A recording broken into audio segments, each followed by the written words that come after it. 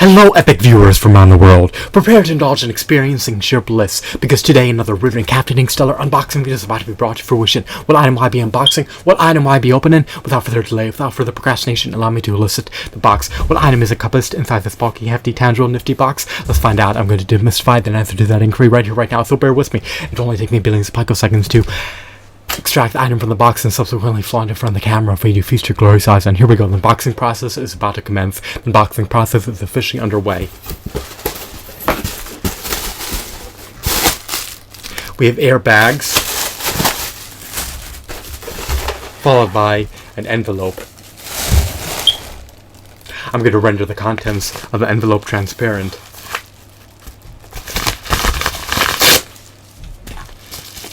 The envelope has been ravaged.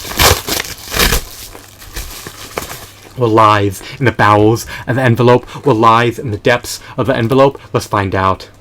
The envelope obscures this figurine. This figurine's about to be liberated. He's about to be set free. Who is he, you may ask? He's an infamous, notorious, sadistic, maniacal, conniving, audacious, menacing, intimidating, Annihilus.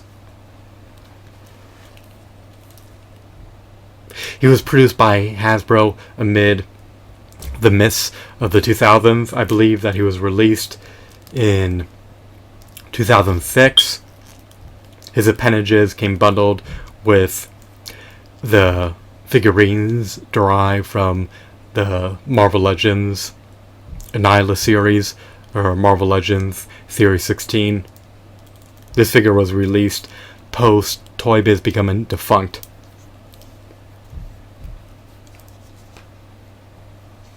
If you collected all the 6 figurines within the Marvel Legends Annihilus series, then you gained the ability to build Annihilus.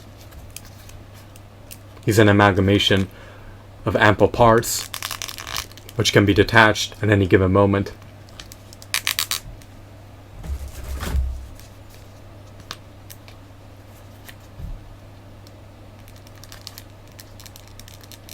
The seller removed his wings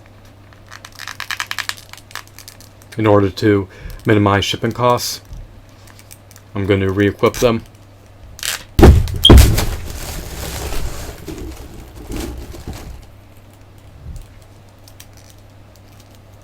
They're a hassle to equip.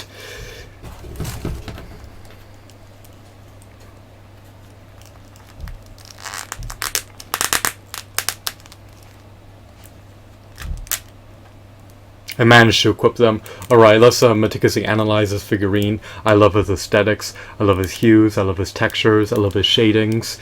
This figurine is pretty much the embodiment of resounding perfection. He's a paradigm of perfection. He's the epitome of perfection. He stands roughly 8 inches tall. He has a diaphragm joint. He has finger joint articulation. He has ample points of articulation. His knees are double jointed. His elbows are double jointed. He's just a spectacular, stupendous, stellar, extraordinary, marvelous figurine. I would have preferred if he was a bit taller.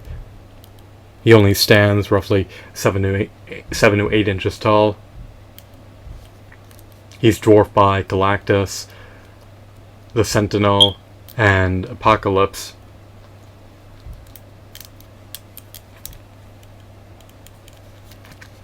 I love his wings. They're relatively sturdy. They're comprised of rubber.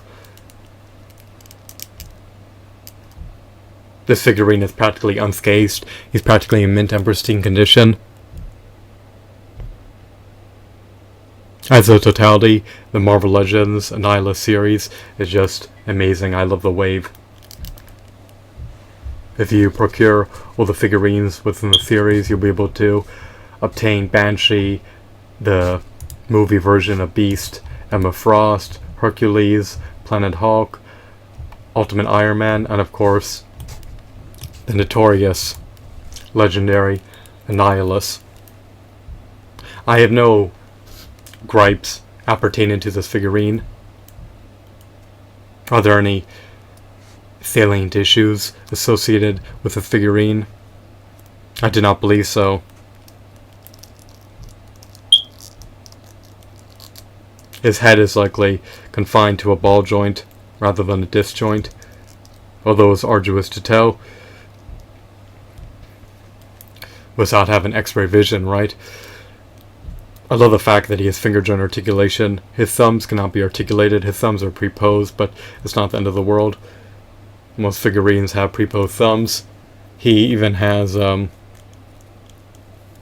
thought he had an ankle pivot, I guess not. Actually, he technically does. It's relatively minor. The ankle rocker is not impressive. He has spikes protruding out of his shoulder pads, which is a nice feature. His appearance emulates Annihilus from the comic books. If you're an avid, devout Marvel fan, then you'll likely be familiar with his character. I'm not well acclimated with his character's lore. I think he's supposed to be neurotic and paranoid. He has trepidation that others will decimate him, so he decides to take matters into his own hands and trounce anyone that he deems to be a threat. Apparently he's a rival or nemesis of the Fantastic Four.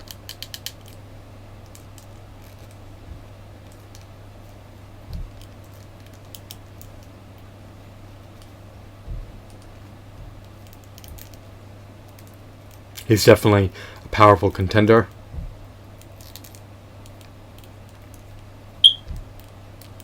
He's mighty. He's likely potent in melee combat. He can maul his adversaries to death. He can pummel them to death. He can beat them to a bloody pulp. He can stomp them to death. He could also ascend at any given moment. I recommend and advocate purchasing him if you love Marvel Legends figurines. You can't go wrong with this figurine. He has no major defects.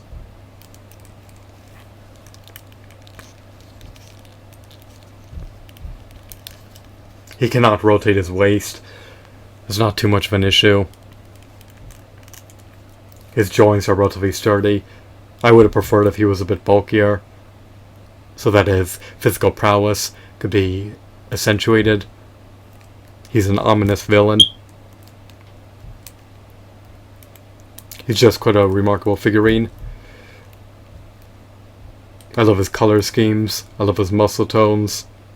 His seam lines aren't very noticeable. They're relatively inconspicuous.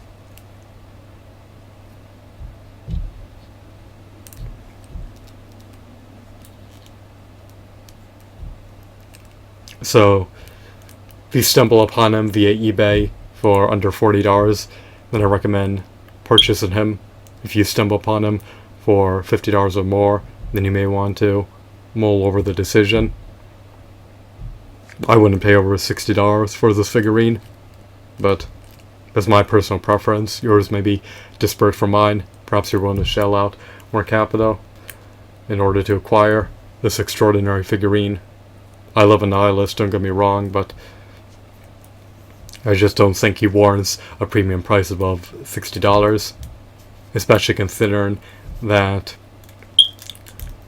the original Marvel collectors were able to procure him, as well as 6 other Marvel Legends figurines, amid the advent of their initial release,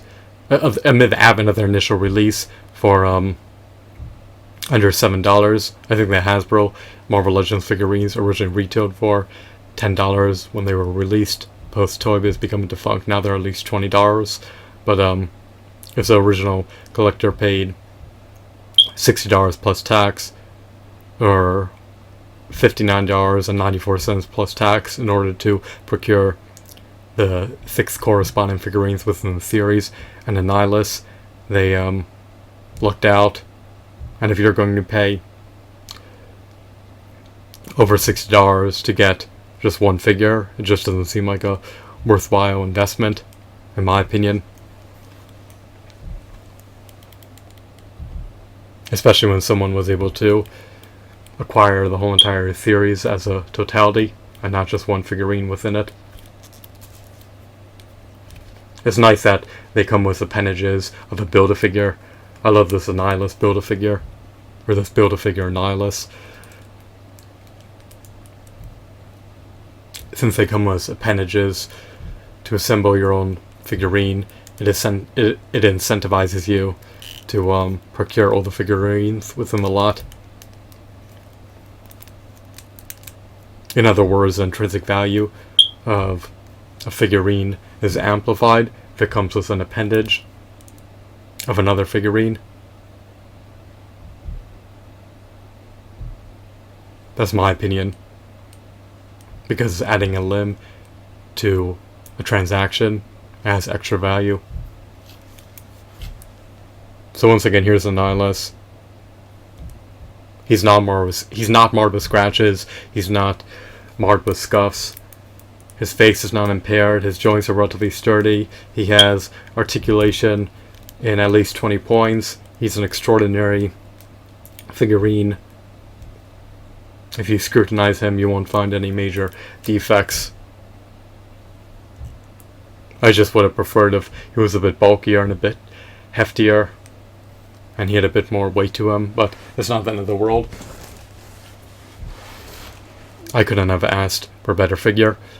So, I hope that you found this video to be intriguing and enthralling. Have a wonderful, marvelous day. Goodbye.